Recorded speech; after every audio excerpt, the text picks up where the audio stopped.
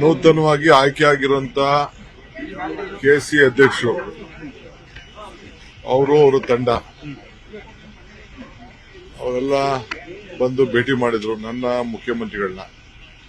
ಅವರು ಮನವಿ ಕೊಟ್ಟಿದ್ದಾರೆ. ನಾವು ಇವತ್ತು ಕ್ಯಾಬಿನೆಟ್ ಅಲ್ಲಿ ಚರ್ಚೆ ಮಾಡಿ ತೀರ್ಮಾನ ಮಾಡ್ತೀವಿ ಅಂತ ಹೇಳಿದ್ದೇವೆ. ಆದರೆ ಆಕ್ಸಿಡೆಂಟ್ ಆಯ್ತು, ತಪ್ಪದು ಆಗಬಾರ್ದಾಗಿತ್ತು. ಅನೇಕ ತಪ್ಪುಗಳು ಆಗಿದೆ. ಸೊ ಅದೆಲ್ಲ ಸರಿಪಡಿಸಿಕೊಂಡು ಮುಂದಕ್ಕೆ ಕೆಲವು ಗೈಡ್ಲೈನ್ಸ್ ಮೇಲೆ ನಾವಂತೂ ಓಪನ್ ಮೈಂಡ್ ಇದ್ದೀವಿ. ನಾನಂತೂ ವೈಯಕ್ತಿಕವಾಗಿ ನಮ್ಮ ರಾಜ್ಯದ ಒಂದು ಗೌರವದ ವಿಚಾರ ನಾವು ಹಾಳು ಮಾಡ್ಕೋಬಾರದು ಅನ್ನೋದು ನಮ್ಮ ಆಸೆ. ಅದನ್ನೆಲ್ಲ ನಾನು ಮಾತಾಡ್ತೀನಿ. ಅಲ್ಟಿಮೇಟ್ಲಿ ಕ್ಯಾಬಿನೆಟ್ ಅಲ್ಲಿ ಇಟ್ಟು ಇವತ್ತು ಸಾಯಂಕಾಲ ನಿಮಗೆ ತಿಳಿಸ್ತೇವೆ. ವಿಧೇಯಕ ಮಂಡನೆ ವಿಚಾರಕ್ಕೆ ಸಂಬಂಧಪಟ್ಟಂಗೆ ಬಿಜೆಪಿ ತೀವ್ರವಾಗಿ ವಿರೋಧ ವ್ಯಕ್ತಪಡಿಸಿದೆ.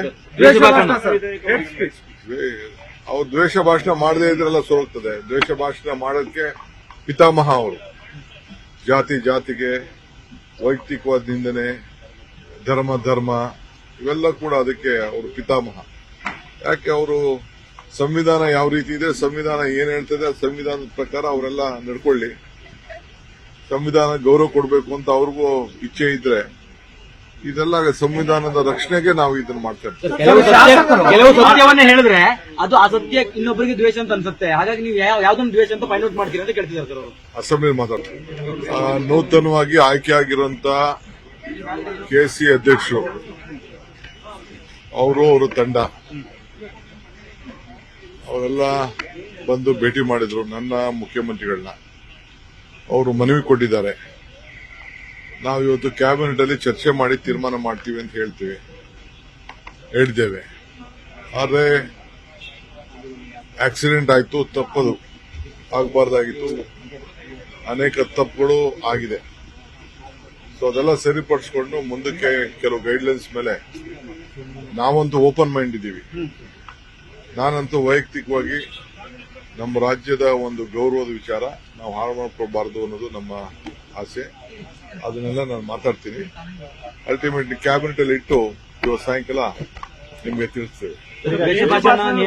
ವಿಧೇಯಕ ಮಂಡನೆ ವಿಚಾರಕ್ಕೆ ಸಂಬಂಧಪಟ್ಟಂಗೆ ಬಿಜೆಪಿ ತೀವ್ರವಾಗಿ ವಿರೋಧ ವ್ಯಕ್ತಪಡಿಸಿದೆ.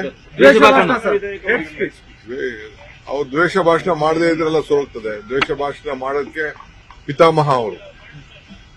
ಜಾತಿಗೆ ವೈಯಕ್ತಿಕವಾದ ನಿಂದನೆ, ಧರ್ಮ ಇವೆಲ್ಲ ಕೂಡ ಅದಕ್ಕೆ ಅವರು ಪಿತಾಮಹ.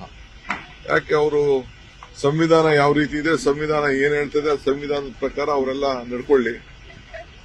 ಸಂವಿಧಾನ ಗೌರವ ಕೊಡಬೇಕು ಅಂತ ಅವ್ರಿಗೂ ಇಚ್ಛೆ ಇದ್ರೆ ಇದೆಲ್ಲ ಸಂವಿಧಾನದ ರಕ್ಷಣೆಗೆ ನಾವು ಇದನ್ನ ಮಾಡ್ತಾ ಇರ್ತೀವಿ. ಕೆಲವು ಸತ್ಯವನ್ನೇ ಹೇಳಿದ್ರೆ ಅದು ಅಸತ್ಯ ಇನ್ನೊಬ್ಬರಿಗೆ ದ್ವೇಷ ಅಂತ ಅನ್ಸುತ್ತೆ. ಹಾಗಾಗಿ ನೀವು ಯಾವ್ದೊಂದು ದ್ವೇಷ ಅಂತ ಫೈಂಡ್ ಔಟ್ ಮಾಡ್ತೀರಿ ಅಂತ ಕೇಳ್ತಿದ್ದಾರೆ ಸರ್ ಅವರು. ಅಸೆಂಬ್ಲಿ ಮಾತಾಡ್ತಾರೆ.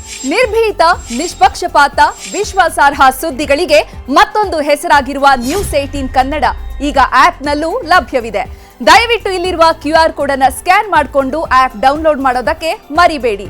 ನಿಮ್ಮ ಬೆಂಬಲ ಹೀಗೆ ಸದಾ ನಮ್ಮೊಂದಿಗಿರಲಿ. ಧನ್ಯವಾದ.